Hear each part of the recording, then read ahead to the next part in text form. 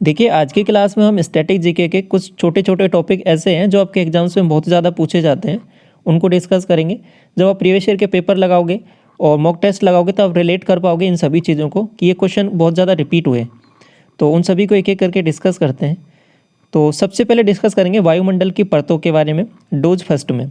तो वायुमंडल में अलग अलग परतें हैं। देखिए, इंग्लिश मीडियम में मैंने यहाँ पे इंग्लिश में भी लिखा हुआ है, जो टर्म आपको समझने में थोड़ी सी प्रॉब्लम होगी उनको इंग्लिश में भी लिखा हुआ है, तो इससे कोई प्रॉब्लम नहीं होगा आपको। तो समझिए सबसे पहले, देखिए वायुमंडल की अलग अलग परतें हैं, उनमें जो आपसे क्वेश्चन पूछे जाते हैं वो इस तरीके से हैं यहाँ पे। जैसे कि क्षोभ मंडल है, सबसे नीचे जो होता है वो क्षोभ मंडल होता है, और इसकी जो लंबाई है वो 0 से 12 किलोमीटर के बीच का जो एरिया है आपका, वो क्षोभ मंडल कैटेगरी में आता है। और इसमें क्या होता है कि जो आपके यात्री प्लेन होते हैं वो इसी एरिया में उड़ते हैं। जो सेकंड नंबर पे आता है आपका समताप मंडल। समताप मंडल के बारे में खास बात क्या है कि ये 12 से 50 किलोमीटर की रेंज में रहता है। और दूसरी चीज़, ये जो ओजोन रेखा है यानी ओजोन जो परत है आपकी, वो इसी समताप मंडल में लाई करती है। क्वेश्चन आपसे एग्जाम में पूछा जाता है कि ओजोन परत कौन से मंडल में आपके पास लाई करती है, तो आपका आंसर हो जाएगा यहाँ पे समताप मंडल। दूसरी चीज़, यहाँ पे एक और चीज़ पूछी जाती है आपसे कि हवाई जहाज कौन से मंडल में उड़ते हैं, ठीक है, तो उसका आंसर भी यही हो जाएगा आपका समताप मंडल। तो समताप मंडल में ही आपके पास हवाई जहाज उड़ते हैं। नेक्स्ट आपका एक मध्य मंडल है जो 50 से 80 किलोमीटर की डिस्टेंस की रेंज में आता है। नेक्स्ट आपका तापमंडल, ये तापमंडल को आप आयन मंडल भी बोलते हो। तो इसकी खास बात यह है कि जो आपके सैटेलाइट होते हैं ना, सैटेलाइट वो इसी एरिया में स्थापित किए जाते हैं, सैटेलाइट। और सबसे लास्ट में आपका ऊपर आ जाता है वायुमंडल। तो ये इसकी रेंज ये इतने किलोमीटर में है। अब यही चीज़ यहाँ पे नीचे लिखी हुई है, ये आप यहाँ पे देख सकते हो। तो जैसे कि हमने बताया कि ट्रोपोस्फियर सबसे नीचे वाला हो गया क्षोभ मंडल, इसमें यात्री प्लेन उड़ते हैं, वही चीज़ अभी डिस्कस की थी। समताप मंडल स्ट्रेटोस्फियर बोलते हैं इसको, और हवाई जहाज और ओजोन परत इसमें होती है। और सबसे मिड में रहता है वो मीजोस्फियर होता है। और इसके बाद में सैटेलाइट और रेडियो तरंग जो परावर्तित होती हैं वो आपके आयन मंडल में, आयन मंडल बोल लो इसको, तापमंडल बोल लो, थर्मोस्फियर बोल लो, एक ही चीज़ है ये सब। और सबसे लास्ट में जो आपका होता है वो बहिर्मंडल होता है, जिसको एक्सोस्फियर बोलते हैं, ठीक है, बात समझ में आई। तो और जब क्वेश्चन किस हिसाब से पूछे जाते हैं, आपसे पूछा जाता है कि हवाई जहाज कौन से मंडल में उड़ते हैं, ठीक है, तो समताप मंडल हो जाएगा। ओजोन परत के रिगार्डिंग पूछा गया है क्वेश्चन आपसे, सैटेलाइट के रिगार्डिंग पूछा गया कि सैटेलाइट कहाँ पे कौन से मंडल में स्थापित की जाती हैं, तो आयन मंडल हो जाएगा इसका। क्लियर है ये बात। और यही चीज़ यहाँ पे दोबारा एक्सप्लेन की गई है, इसको आप देख सकते हो कि यहाँ पे जैसे कि 165 मीटर की ऊंचाई पर जैसे जैसे ऊपर जाते जाते हो आप, तापमान में यहाँ पे कमी आती जाती है 1 डिग्री सेल्सियस की, ठीक। तो ये है। और इसकी जो एवरेज ऊंचाई है, बात करें क्षोभ मंडल की, जो आपका सबसे नीचे ट्रोपोस्फियर है, उसकी 13 किलोमीटर है।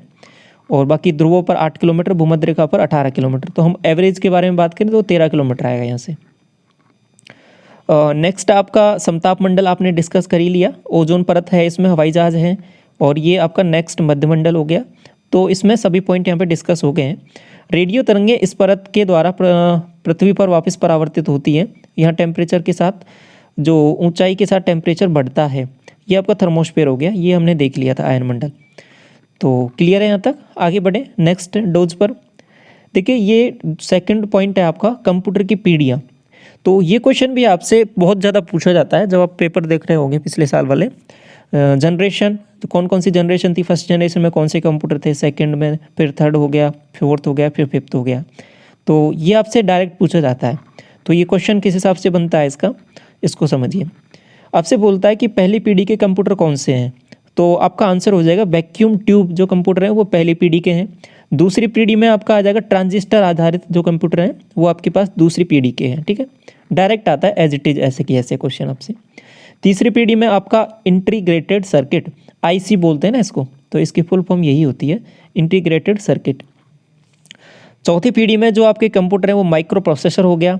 और पांचवी पीढ़ी में आपके पास आर्टिफिशियल इंटेलिजेंस। तो ये अलग अलग कंप्यूटर की पीढ़ियाँ हैं, जनरेशन है। पांचों जनरेशन डिस्कस कर ली, इनको आपको डायरेक्ट ऐसे कि ऐसे याद कर लेना है, ठीक है। इसके बाद में नेक्स्ट पॉइंट बढ़ते हैं और इसके बाद में डिस्कस करते हैं। ये देखो, अलग अलग टाइप की कल्चर होती है, खेती होती है, उनको अलग अलग नाम दिया जाता है। तो ये आपसे एग्जाम्स में पूछा जाता है, ठीक है। तो इसके बारे में भी डिस्कस करते हैं डोज थर्ड में, तो ये भी इम्पोर्टेंट है।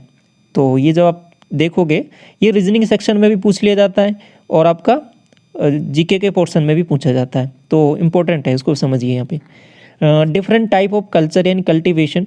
तो एग्रीकल्चर क्या होता है? आर्ट ऑफ कल्टीवेशन, ठीक है, ये तो बेसिक से टर्म हो गई। Science and art of cultivation, ये आपका एग्रीकल्चर हो गया। सेरीकल्चर, सेरीकल्चर को समझिए। सेरीकल्चर का रिगार्डिंग टू सिल्क वॉर्म यानी रेशम कीट का जो पालन किया जाता है उसको सेरीकल्चर बोलते हो, सेरीकल्चर, ठीक है, कीट का पालन किया जाता है ना, तो इसको सेरीकल्चर, ये भी ध्यान रखो आप। एक पीसी कल्चर होता है, पीसी कल्चर, और ये आपका रिलेटेड टू फिशेज रहता है, यानी मछली पालन से रिलेटेड जो टर्म है उसको आप पीसी कल्चर बोलते हो।